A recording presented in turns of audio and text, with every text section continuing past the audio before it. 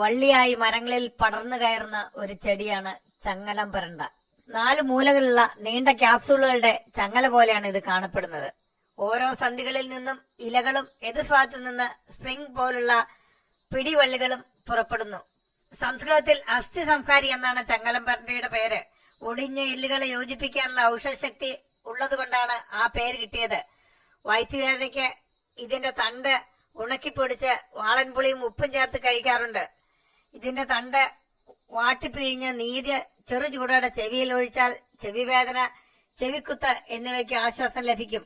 ഒടിവും ചതവുമുള്ള ഭാഗത്ത് ഇതിന്റെ തണ്ട് പതിവായി വെച്ച് കെട്ടുന്നത് നല്ലതാണ്. ചങ്ങലം പരണ്ട ഇടിച്ചു പിഴിഞ്ഞ നീര് 25 മില്ലി, തേൻ 10 മില്ലി, ഇവ രണ്ടും ഒന്നായി ചേർത്ത് ദിവസം 2 നേരം വീതം സേവിച്ചാൽ ക്രമം തെറ്റിയ ആർത്തവം കൃത്യമായി ഉണ്ടാകും.